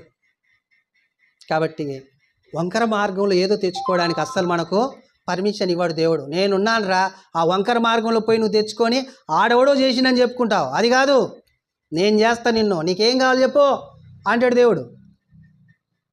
అదనమాట నేనే అని చెప్పుకునే దేవుడు ఆయన. మనమేమో భయపడుతూ కొంచెం పిరికితనంతో వెనకకు వచ్చేసి అటు చూస్తాం. అంత అబద్ధం అండి. ఇప్పుడు చూడండి, 3వది మనం ధ్యానించబోతున్నాం. మహోన్నతుని విద్య నెరిగిన వాని వార్త. అంటే ఆ విద్య ఎలాంటిదో తెలుసుకున్న వాని నోటి నుంచి వచ్చే మాట ఎట్లుంటుంది తెలిసేది. ఈ మాట ఎట్లుంటుంది తెలుసండి? ఈ 2 జ్ఞానాలు ఉన్నాయే, ఏ వీటికి సరిదూగవు. అలాంటి విద్య, మహోన్నతుని విద్య. కొంచెం బైబిల్ చదివిస్తే చాలు, ఆ విద్య నీకు వచ్చేసినట్టే. ఏంటి ఆ వార్త? ఇంతకు ఆ వార్త ఏంటి? ఏముంది ఆ వార్తలో అంటే మహా ఆనందకరమైన విషయం, మహా సంతోషకరమైన విషయం. ఎవరు ప్రకటించారు తెలుసా? మొదట ఆ వార్తని, ఆ వార్తే సువార్త అయితే ఆ సువార్త ఎవరు ప్రకటించారు? దేవదూతలు.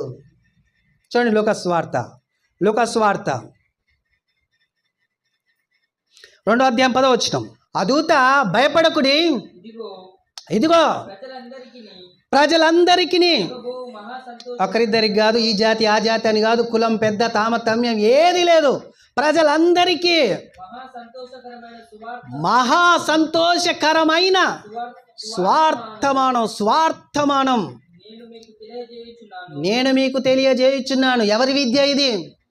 మహోన్నతుని విద్య నెరిగిన వాని వార్త వచ్చింది. ఫస్ట్ దేవదూతల ద్వారా సువార్త ఈ భూమి మీదకి వచ్చేసింది. ఏముందయ్యా మరి ఈ సువార్తలో? ఎలాంటిదయ్యా ఈ సువార్త? ఇంతకు ఈ మహోన్నతుని విద్య ఎక్కడ ఎవరు పలికారు అనే విషయాన్ని మనం చూస్తే, బిలాం తెలుసా మీకు బైబిల్లో? బాలాకేమో మోయాబు రాజు, బిలాము యెహోవా ప్రవక్త అని రాయబడి ఉంది, సోదెగాడు అని కూడా రాయబడి ఉంది. సోదెగాడు ఎందుకు అయ్యాడో, యెహోవా ప్రవక్త సోదెగాడిగా ఎందుకు అయ్యాడో మనం చూసే ముందు ఈ వచనాన్ని చూద్దాం. సంఖ్యాకాండ 24వ అధ్యాయము 16వ వచనం చూడండి. దేవవాక్కులను వినిన వాని వార్త, మహోన్నతుని విద్య నెరిగిన వాని వార్త, అతడు పరవశుడై కన్నులు తెరిచివాడై సర్వశక్తిని దర్శనం పొందిందట. పొందిన మాట్లాడుతున్నాడు, నాకు తెలుసయ్యా మహోన్నతుని విద్య, ఆ విద్యలో ఉండిన వార్త ఏంటో నేను మీకు చెప్తా. నాకు దేవుడు దర్శనం ఇచ్చి చెప్పిండంటే ఏందో చెప్పంటే, వాళ్ళు ఆశీర్వదించబడిన వాళ్ళు, నేను శపించను. ఒకటే మాట, వాళ్ళని ఆశీర్వదించింది ఎవరంటే తెలుసా? దేవుడు. నేను మాత్రం వాళ్ళని శపించను. ఎందుకు? మరలగిట్టి శపిస్తుడేమో అని దేవుడే రాత్రి వచ్చి నాకు చెప్పేసి, నీకు నా వల్ల కాదంటే నీకు బంగారం ఇస్తా, నీకు వెండిస్తా, నీకు ఘనత ఇస్తా, నువ్వు వచ్చి శపించాలి అంటే మళ్ళొకసారి అడుగుతా చూడు, అడిపోయిందట. మళ్ళొకసారి అడుగుతున్న మాటే దేవుడికి కోపం వచ్చేసి అన్నాడు, పోరాయిగా నువ్వు పో అన్నాడు. మధ్యలో ఏం చేసిండు? ఒక ఖడ్గం పట్టుకొని దేవదూతని నిలబెట్టిండు. గాడిదని పళ్ళేస్తుండు, అది పోవట్లేదు, ఇంకా గట్టికి కొట్టిండు. పొలాలలోకి పోయింది, పడేసింది. ఎందుకు ఈ పొలాలకు వచ్చినాడు? మళ్ళా కొట్టిండు, మరల వచ్చింది. మరలా వస్తే మరలా దూత కనబడింది, మరలా కింద పడేసి, 3వసారి కూడా కింద కూలబడింది. ఈయన నన్ను కొడుతున్నాడని 3 సార్లు కొడితే 3 సార్లు కింద కూలబడింది. 3 సార్లు నన్ను కొట్టావు కదా, ఒక్కసారి నువ్వు ఆలోచించవా?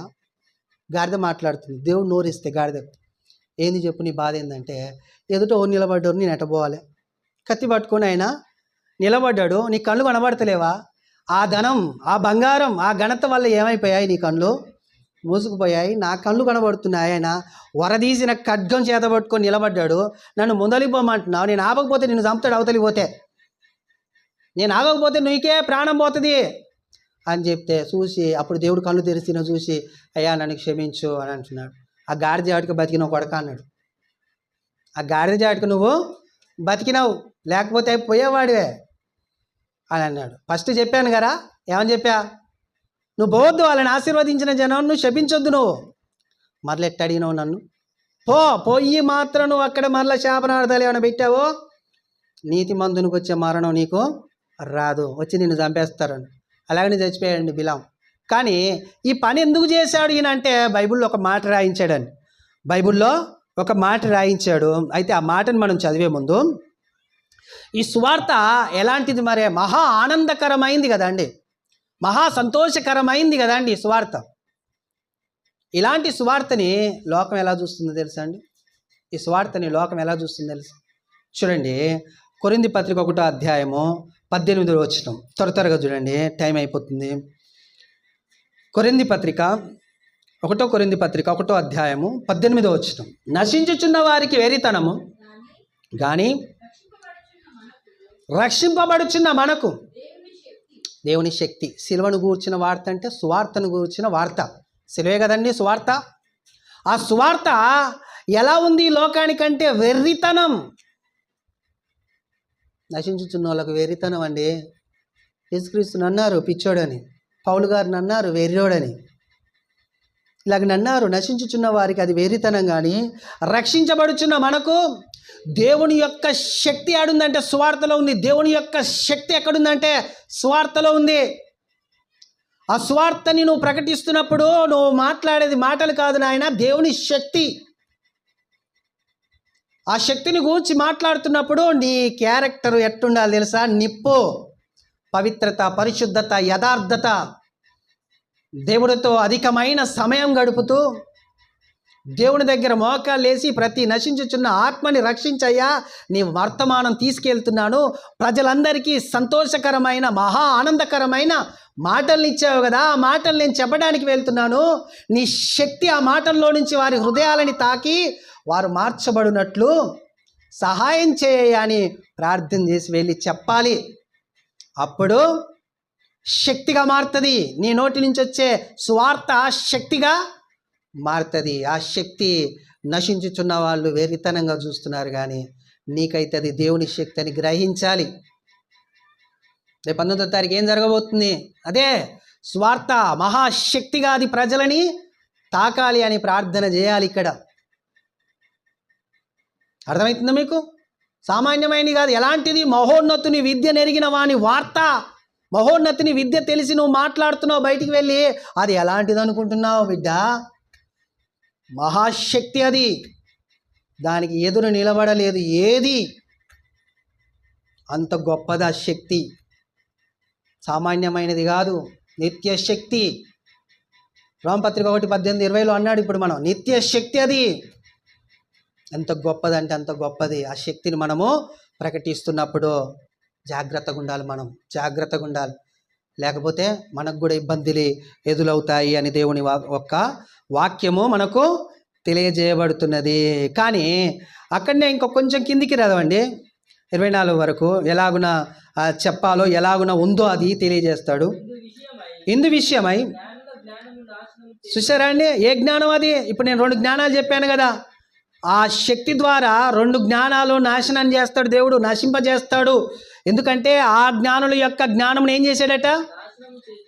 నాశనము చేతును, వివేకుల వివేకమును శూన్యపరుతును అని వ్రాయబడి ఉన్నది. జ్ఞాని ఏమాయను, శాస్త్రి ఏమాయను, ఈ లోకపు తర్కవాది ఏమాయను, ఈ లోకపు జ్ఞానము దేవుడు చూశారండి. ఈ లోక జ్ఞానము దేవుడు ఏం చేశాడయ్యా అంటే వెర్రితనం చేశాడు. వెర్రితనం. ఈ నశించున్న వాళ్ళు ఏమో సిలువను కూర్చుని వాడితే వెర్రితనం అంటున్నారు. కానీ అక్కడ దేవుడు చేసింది ఏంటంటే ఇలా జ్ఞానం వెర్రిది, ఇలా దయ్యముల జ్ఞానం, ఇలా జ్ఞానం. ఈ జ్ఞానము సరైంది కాదు, సరైంది కాదు. మహోన్నతుని విద్య ఎక్కడి నుంచి వచ్చింది ఇది? ఈ విద్య కింద ఉన్నది కాదండి, భూ సంబంధమైంది కాదు, ప్రకృతి సంబంధమైంది కాదు. ఈ విద్య ఎక్కడి నుంచి వచ్చింది? యాకోబు పత్రిక 3వ అధ్యాయం, యాకోబు పత్రిక 3వ అధ్యాయం 17వ వచనం చూడండి ఎక్కడి నుంచి వచ్చిందో. అయితే ఏ నుంచట? పై నుండి వచ్చు జ్ఞానం మొట్టమొదట. చూడండి ఎలా ఉండాలి మన హృదయం కూడా. ఆ జ్ఞానం మనలో ఉంటే పవిత్రమైనది, తరువాత సమాధానకరమైనది, మృదువైనది, సులభముగా లోబడినది, కనికరముతోను మంచి ఫలముతోను నిండుకొనిదది, పక్షపాతమైనను వేషధారణి అయినను లేనిదై ఉంది. పైనుంచి వచ్చే జ్ఞానం ఎలా ఉంది అంటే ఈయన 7 చెప్పాడు అక్కడ. ఇలాంటిది పైనుంచి వచ్చు జ్ఞానం. ఆ జ్ఞానమే చెప్పేశారు దేవదూతలు వచ్చి. మహా ఆనందకరమైన సంతోషకరమైన శుభవర్తమానం సువార్తలో ఉంది. ఆ సువార్త ఏందో తెలుసా? యేసుక్రీస్తు మన కొరకు ఈ భూమి మీదకి వచ్చి తన ప్రాణం పెట్టాడు, సిలువలో చనిపోయాడు, సమాధి చేయబడ్డాడు, 3వ దినమున లేచి పరలోకం వెళ్ళాడు. మనం ఆయనని నమ్మితే అదే మనకు జరుగుద్ది అని చెప్పడమే సువార్త. ఆ సువార్త చాలా శక్తి గలది. ఆ పైనుంచి వచ్చిన జ్ఞానము మృదువైంది, వెంటనే లోబడేది, సమాధానకరమైంది. అందులో వేషధారణ లేదు, అపవిత్రత లేదు, కలంకము లేదు. చాలా పరిశుద్ధమైంది, యథార్థమైంది దేవుని జ్ఞానం, దేవుని విద్య. దేవుని విద్యలో నుంచి వచ్చిన సువార్త చాలా గొప్పది. ఎంత గొప్పది తెలుసా? ఈ 2 జ్ఞానాలు ఉన్నాయని చెప్పానుగా, ఈ రెండు జ్ఞానాలు ఏది? శరీర సంబంధమైన విద్య, దయ్యముల లేకపోతే మాంత్రిక విద్య. ఈ విద్యలు దీని మీదికి ఏ దానికి పొంతన లేనివి, ఏ దాన్ని అందుకోలేనివి. అలాంటి శక్తి ఈ సువార్తలో ఉండిన శక్తి. కరుడు కట్టిన వాణ్ణి మార్చమనండి. ఈ విద్యని, ఈ భూ సంబంధమైన ప్రకృతి సంబంధమైన విద్యని ఒక కరుడు కట్టిన అంతకుణ్ణి మార్చమనండి, ఒక మాంత్రికుణ్ణి మార్చమనండి,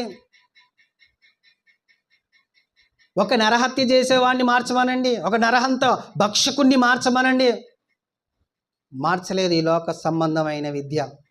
పైనుంచి వచ్చే జ్ఞానం అదే విద్య. ఆ మహోన్నతుని విద్య ఎంతో మార్పుని, హృదయాలని మార్చేస్తుంది, అంతరంగాన్ని మార్చేస్తుంది, మనస్సుని మార్చేస్తుంది. అంత గొప్పది మహోన్నతుని విద్య, మహోన్నతుని విద్య కదండి. అలాంటి విద్యని మనం ఎలాగున్నా మరే చూస్తున్నాము అనేది ఆలోచన చేయాలి కదండి.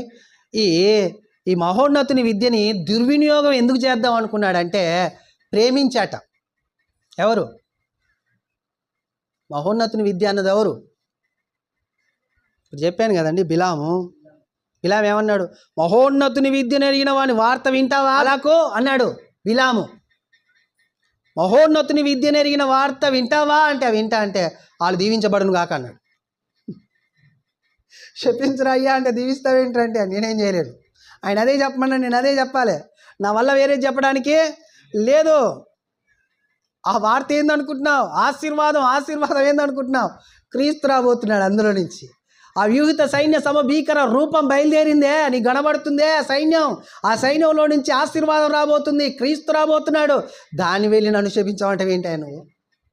నువ్వు ఇంటాడు బంగారం ఇచ్చిన నా వల్ల కాదు, నువ్వు ఎంత ఘనత ఇచ్చానో నా వల్ల కాదు అని చెప్పాడు. కానీ ప్రేమించాడట. దేన్ని ప్రేమించాడు? పేతురు గారు చెప్తాడు దేన్ని ప్రేమించాడు. 2 పేతురు పత్రిక 2వ అధ్యాయం 15వ వచనం. తిన్నని మార్గం ఏదంటండి? దేవుని మార్గం ఎలాంటిది తెలుసా? తిన్నని మార్గం అంటే సులభమైంది, అనుకూలమైంది, ఏ కీడు అపాయం రానిది. ఈ మార్గంలో ఉండి ఈయన ఏం చేశాడో చూడండి, విడిచాడట. ఆ తిన్నని మార్గమును విడిచి బేరు కుమారుడైన బిలాము పోయిన మార్గంలోను బట్టి త్రోవ తప్పిపోయేది. ఎలాగ త్రోవ తప్పాడు ఆయన చూడండి కింద. ఆ బిలాము ఇక్కడ అంటే ఏం చేయండి, దుర్నీతి వలన దుర్నీతి వలన కలుగు బహుమానమును ప్రేమించిండు. ఏం ప్రేమించిండు ఆయన? ఏం ప్రేమించి దేవుడు చెప్పినా కానీ ఇంకొంచెం పోతే బాగుండి ఘనత వస్తుంది, ఇంకొంచెం పోతే బాగుండి బంగారం వస్తుంది, ఇంకొంచెం పోతే బాగుండి ఈ లోకంలో నేను ఎచ్చుకుంటా అనుకున్న దేని ప్రేమించి తెలుసా ఆయన? దుర్నీతి. మొట్టమొదట మనం చదివాం, గుర్తుందో? రోమపత్రిక 1వ అధ్యాయం 18వ వచనంలో ఈ దుర్నీతి వలన ఎక్కడి నుంచి వస్తుంది కోపం? పరలోకంలో నుంచి భూమి మీద మనుషుల మీదకి వస్తుంది. వచ్చిందా రాలేదా? బిలాము ముందరికి ఎలా వచ్చింది? వరదీసిన ఖడ్గం పట్టుకొని నిలబడ్డాడు బాటలో. ఏం ప్రేమిస్తే? దుర్నీతి వలన కలుగు బహుమానమును ప్రేమించి మళ్ళొకసారి ట్రై చేస్తా అనుకున్నాడు బంగారం కోసం. ఆయన అబద్ధం ఆడే దేవుడు కాదు, ఆయన అన్ని తప్పించుకునేవాడు కాదు. ఒక్కటే మాట ఆయనది, ఆయన మాటే శాసనం. మళ్ళీ ట్రై చేస్తా, మళ్ళీ కొంచెం ఆగు, నేను ముందుకు పోయేస్తా అండాలు లేవు అనమాట. లేవు. ఇక చెప్పేసిందా నువ్వు వినాలి. వినలేదా కోపం, పరలోకం నుంచి కోపం డైరెక్ట్ దిగుద్ది. దిగలే సొదొమ గొమొర్రా మీదికి. దాని గురించి ఇప్పుడు చెప్తున్నారు. అసలు ఆకాశంలో అగ్ని ఉంది, అగ్ని ఎట్టబడ్డది అని పరిశోధనలు చేస్తున్నారండి. ఇప్పుడు చేస్తే తేలింది అక్కడ అగ్ని కూడా అగ్ని బాల్స్ ఉన్నాయట పైన. పరలోకి దాచిపెట్టాడు దేవుడు. ఎవడరా చెప్తున్నాడా అట్టేస్తాడట, ఎవడు చెప్తున్నా కూడా ఇడి రాస్తాడు కథ. ఇది మొన్న క్లిప్లో పెట్టారండి యూట్యూబ్లో, నేను చూశాను. అగ్ని బాల్స్ అనేది మన చేతిలో ఆడుకునే బాల్స్ కావండి. ఒకటి వేస్తే మన భూమి సరిపోద్ది, మన భూమికి సరిపోద్ది. ఆ బాల్ ఈ బాల్ మీద పడ్డదంటే ఈ బాల్ పని పక్కన బలిగిపోద్ది. అలాంటి బాల్స్ ఉన్నాయట దేవుడి దగ్గర. ఆయన మునిపే సైన్యములకు అధిపతి. ఆయన ఒకసారి చెప్తేనే నువ్వు భయంతో విని అక్కడ నిలబడాలి అంతే. ఇక శక్తి ఇన్నికుండా నేను ట్రై చేస్తాను అని ముందలు పోయినామంటే కత్తెన తీస్తాడు, అక్కడ అగ్ని బాణం అన్నీ వేస్తాడు కథ. అంతా భయంకరుడు, భీకరుడు, ఆయన బలవంతుడు. కాబట్టి మనం చేయవలసింది ఏంటంటే జాగ్రత్తగా ఉండాలి. దుర్నీతి వలన కలుగు బహుమానమును ప్రేమించొద్దు. ప్రేమించక కింద చదువున్నాను. ప్రేమించను అయితే తాను చేసిన అతిక్రమము నిమిత్తం అతడు ఏమయ్యాడండి? ఎవరితో తెలుసా? కింద చదవండి. ఎట్టనగా నోరు లేని గర్ధబము మానవ స్వరముతో మాట్లాడి ఆ ప్రవక్త యొక్క వెర్రితనమును అడ్డగించింది. అర్థమైందండి? యెహోవా ప్రవక్త గాడిద బుద్ధి చెప్తుంది వచ్చి, యెహోవా యొక్క దాసుడు గాడిద బుద్ధి చెప్తుంది. ఎట్టుందో చూడండి మాట. అలా చెప్పించుకోవద్దు అనమాట. దుర్నీతి వలన కలుగు బహుమానంని ఆశించొద్దు, అస్సలు ప్రేమించొద్దు. ప్రేమ ఎక్కడుందయ్యా అంటే స్వార్థలో ఉందండి ప్రేమ. స్వార్థే ప్రేమ, అంతేనా కాదండి? స్వార్థ ఎలాంటిది? దేవుని యొక్క ప్రేమ ఎలా వెల్లడయిందయ్యా అంటే క్రీస్తు ద్వారా. ఆ క్రీస్తు ఏం చేశాడు? ఈ భూమి మీదకి వచ్చి మన నిమిత్తం పాపం ఎరగని ఆయన పాపముగా మార్చబడి శాపముగా సిలువ ఎక్కి ప్రాణం పెట్టి రక్తం కార్చి మన కొరకు చనిపోయాడండి. అందులో ఏముందట? ప్రేమ ఉన్నది. అందులో ఏముంది? ప్రేమ ఉన్నది.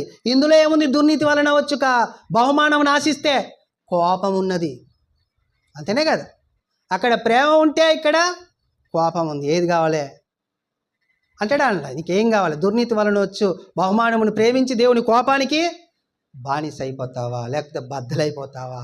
దేవుని ప్రేమని ప్రేమించి ఆ ప్రేమ ద్వారా నీవు ప్రేమలో చేర్చబడతావా, క్రీస్తులో చేర్చబడతావా అనే ఆలోచన మనం చేయాలండి. ఎందుకంటే మహోన్నతుని విద్య నెరిగిన వాని వార్త సామాన్యమైంది కాదు. ఆ వార్త యొక్క ప్రేమ అది గుర్తుపెట్టుకోవాలి. లోక విద్య కానీ దయ్యముల విద్య కానీ దీని మీద పనిచేయవి, ప్రేమ ముందు పనిచేయవు. అందులో నీకు ప్రేమ కనబడదు. లోక విద్య బాగా చదివిందంటే వింటాడండి ఒకటి మాటనన్నా. ఈనాడు ఒక లాయర్ వచ్చాడు మా ఇంట్లోకి మొన్న పోయిన సెమినార్, భోజనం చేస్తున్నాడు. నన్ను మాట్లాడనిస్తలేడు స్వార్థ చెప్తుంటే. ఆయనే చెప్తున్నాడు. ఆయన చెప్పిన మధ్యలోన్నా నాకు సమయం దొరుకుతుందా అని చూస్తున్నాడు నేను. ఆయన తింటుండు, ఆయన మాట్లాడు. ఆ తిన్నప్పుడు నాకు నాకు సమయం దొరుకుతుంది, నేను ఎదురు చూస్తున్నాను. ఎన్ని రకాలుగా ఆలోచన చేసినా లాయర్ అనిపించుకున్నాడండి. ఇంకొకరిని గెలవనియాడు కదా కోర్టులో లాయరు. ఈయన గెలవడానికి 1,00,000 పాయింట్లు మాట్లాడుతుంటాడు. అలాగనే ఈడ కూడా నాతో అలాంటి పాయింట్లు మాట్లాడాడు. ఇప్పుడు నీకు సమయం లేదేమో అనుకున్నాగా నేను. నాకేం గుర్తొస్తుంది అంటే ఒకటి వినకపోతే సమయం సిద్ధపరచలేదు నాకు ఇంకా అనేది గుర్తొస్తుంది కదా. ఎప్పుడు వస్తాడంటే దేవుని దగ్గరికి 70 పోవాలి, 70 రావాలి. ఏదో ఒకటి జరిగితేనే కానీ దేవుడు గుర్తుకురాడు అనేది చెప్తుంటాడు ఒక భక్తుడు. వింటుంటారు కొంతమంది ఇంట్లో ఉన్నాయి ఆ మాటలు. అయితే ఏం ప్రేమించాడు ఆయన? దుర్నీతి వలన వచ్చు లాభాన్ని ప్రేమించాడు. అందుకనే అసలైన మహోన్నతుని విద్యలో నుంచి వచ్చే వాక్కు ఎలా ఉందో ఇప్పుడు నుంచి చూడండి. 2 వచనాలు చూసి ముగిస్తాను. మత్తయి సువార్త 5వ అధ్యాయం 43, 44, 45, 46 చూడండి. ఏమంటున్నాడు యేసుక్రీస్తు ప్రభువారు? మహోన్నతుని విద్య అంటే దేవుని విద్యను ఎరిగిన వాడే కదండి యేసుక్రీస్తు ప్రభువారు. దేవుని విద్య అంటే నేను పైన ఉన్న బోధనే, తండ్రి చెప్పిన విషయాలనే, తండ్రి నాకేం చెప్పి పంపాడు అదే చెప్పాను అన్నాడు కదా. అగో ఆ విద్యని మాట్లాడుతున్నాడు. ఆ విద్యలో ఏముందో చూడండి. నీ పొరుగు వాడిని ప్రేమించి నీ శత్రువుని ద్వేషించు చెప్పబడిన మాట మీరు విన్నారు కదా. నేను మీతో చెప్పున్నదేమనగా మీరు పరలోకమందున్న తండ్రికి కుమారులై ఉండునట్లు మీ శత్రువులను ప్రేమించండి, మిమ్మల్ని హింసించు వారి కొరకు ప్రార్థన చేయండి. ఏం చేయాలటండి? ఎవరి కొరకట? ఎవరట హింసించే వాళ్ళు? శత్రువు కొరకు ప్రార్థన చేయి. శత్రువు అంటే ఎవరో తెలుసా అండి? నేను చంపేవాళ్ళు. వాళ్ళ కొరకు నువ్వేం చేయాలి? చిన్న తప్పే క్షమించమేంటి మనం? మహోన్నతుని విద్య ఉందా మనలో? ఉందా అండి? మహోన్నతుని విద్య నెరిగిన వాళ్ళ వార్త వినండి అని చెప్తున్నాం మనం పోయి. మీకు తెలుసో తెలియదు ఆ విషయం. సువార్త చెప్పడం అంటే అదే. మహోన్నతుని విద్యను ఎరిగి చెబుతున్న వార్తే సువార్త. ఆ సువార్త నువ్వు చెప్పాలంటే క్యారెక్టర్ ఎలా ఉండాలన్నా నేను నిలువెత్తు క్రీస్తు అయి ఉండాలి. నువ్వు నిలువెత్తు క్రీస్తువై ఉన్నప్పుడు నీ శత్రువు కొరకు ప్రార్థన చేసే వ్యక్తివై ఉండాలి. నీ శత్రువు కొరకు ప్రార్థన చేయలేనప్పుడు నువ్వు స్వార్థ చెప్పలేవు. నీ శత్రువును నువ్వు ప్రేమించినప్పుడు నువ్వు స్వార్థ చెప్పలేవు. ఇదనమాట దేవుని యొక్క విద్యలో ఉండిన గొప్పతనం. ఏంటంటే నీ శత్రువుని ప్రేమించమంటాడు, కానీ చేత కాదు ఎవరికి. అయిద్దా చూడండి. ఇప్పుడు మనిషి యొక్క విద్య, మాంత్రిక విద్యలో ఉన్న వాళ్ళకు ఏముంటుంది? పక్కోని చూస్తే వార్చరు, అసలు పక్కోని చూస్తే ఇబ్బందికరంగా మాట్లాడతారు. ఎందుకు మాట్లాడతారు? మేము గొప్పోళ్ళం, మేము ఏందనుకుంటున్నాం గొప్పోళ్ళం. కానీ దేవుడు ఏమంటున్నాడు? దేవుడు ఏమంటున్నాడు? నీ శత్రువుని ప్రేమించడానికి కొరకు నువ్వు ప్రార్థన చేయి. అదనమాట మహోన్నతుని విద్యలో దాగి ఉన్న మర్మం. మహోన్నతుని విద్యలో వార్త, మహోన్నతుని విద్య ఎరిగిన వాని వార్తలో ఉండిన సత్యం ఏంటయ్యా అంటే ప్రేమ. ప్రేమ ఆయన ప్రేమయ్యి ఉన్నాడు. 1 యోహాను పత్రిక 4వ అధ్యాయం చూడండి 8వ వచనం. 1 యోహాను పత్రిక 4వ అధ్యాయం 8వ వచనం. దేవుడు ప్రేమాస్వరూపి. చూసారండి, ప్రేమ లేనివాడు దేవుణ్ణి ఎరగడు అనడం కంటే ప్రేమ లేనివాడు మహోన్నతుని విద్య ఎరిగినవాడు కాదు. ప్రేమ ఉండాలి. ఆయన ప్రేమ స్వరూపి. ఆ ప్రేమను నువ్వేం చేయాలి?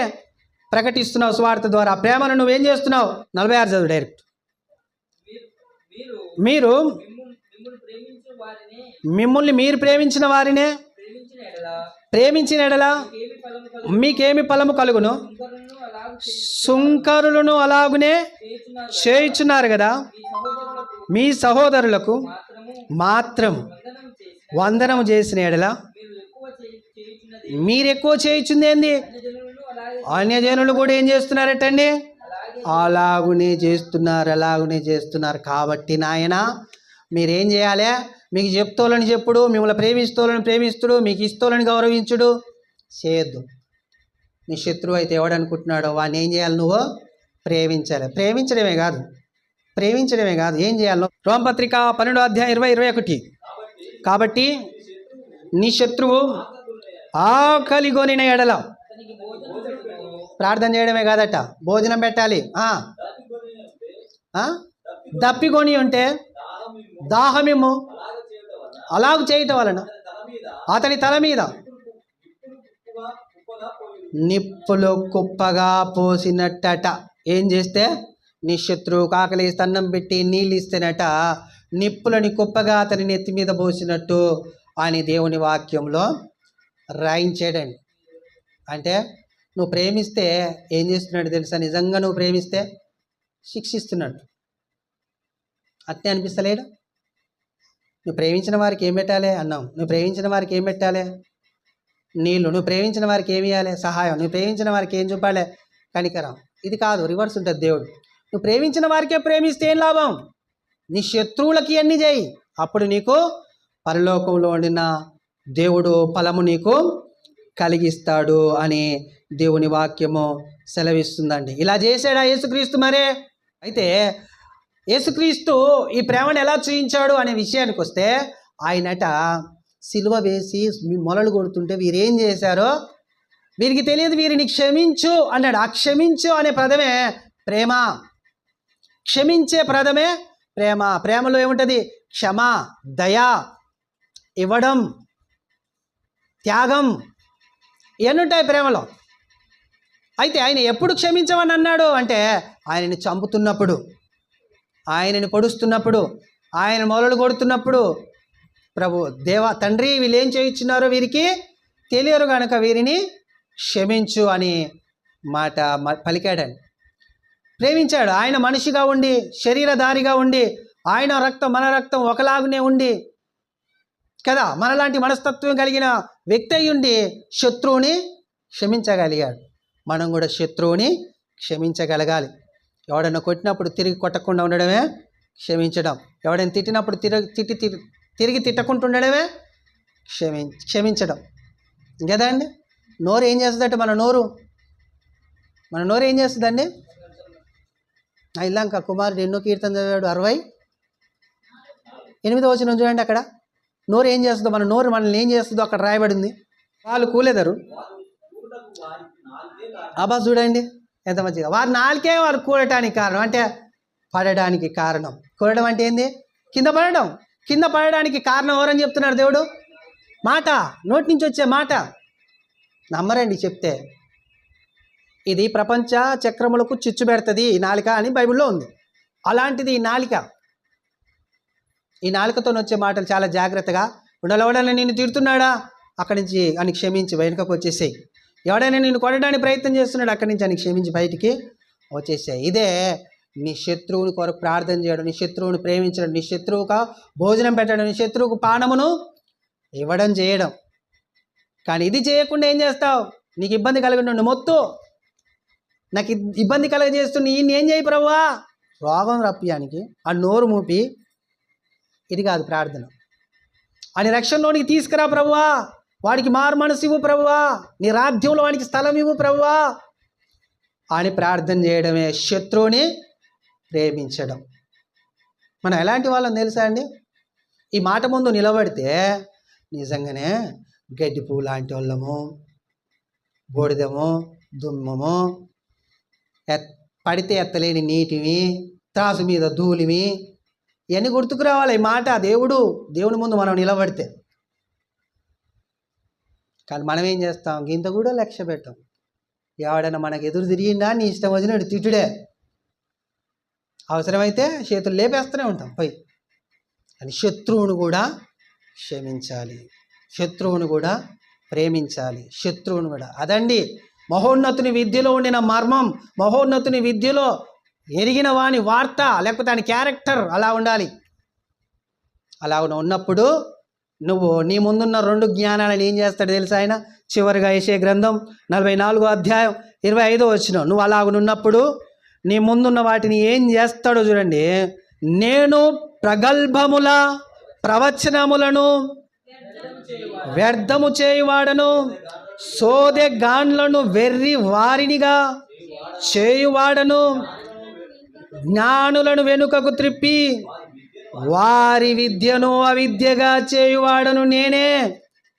నువ్వు ఇలా ఉంటే, నువ్వు ప్రేమవై ఉంటే, నువ్వు ప్రేమను ధరించుకుంటే, నీ ముందుండిన 2 జ్ఞానాలు ఏతున్నాయో వాటిని విద్యను, ఆ విద్య అన్నిటిని ఏం చేస్తా? నేను అవిద్యగా చేసేస్తా, వ్యర్థమైనగా చేసేస్తా.